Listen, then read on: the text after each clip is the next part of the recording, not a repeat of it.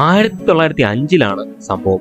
അമേരിക്കയിലെ സാൻ ഫ്രാൻസിസ്കോയിൽ ഒരു വൈകുന്നേരം വീടിന് വെളിയിൽ ഫ്രാങ്ക് എപ്പേഴ്സൺ എന്ന 11കാരൻ തനിക്ക് ഏറ്റവും ഇഷ്ടപ്പെട്ട ഒരു പാനീയം ഉണ്ടാക്കുകയായിരുന്നു.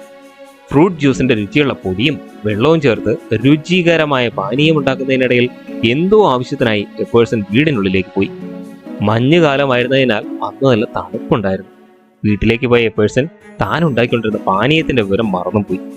പിറ്റേ ദിവസം നേരം വെളുത്തപ്പോൾ മാത്രമാണ് എപ്പേഴ്സൺ ആ കാര്യം ഓർമ്മ വന്നത്. ഉടൻ തന്നെ മുറ്റത്ത് വന്ന എപ്പേഴ്സൺ ആ കാഴ്ച കൊണ്ട് അത്ഭുതപ്പെട്ടു. രാത്രിയിലെ തണുപ്പിൽ പാനീയം തണുത്ത് ഐസായി മാറി. മാത്രമല്ല, അത് ഇളക്കാൻ ഉപയോഗിച്ച കോലിൽ അത് ഒട്ടിപ്പിടിച്ചിരിക്കുകയുമാണ്. ആശ്ചര്യം തോന്നിയ എപ്പേഴ്സൺ അതെടുത്തുനിന്ന് രുചിച്ചു നോക്കി. ഗംഭീരമായ രുചി. അത് ഇഷ്ടപ്പെടുകയും അപ്രതീക്ഷിതമായി ഉണ്ടായ ഈ സംഭവം കുഞ്ഞി എപ്പേഴ്സന്റെ മനസ്സിൽ പതിയുകയും ചെയ്തു.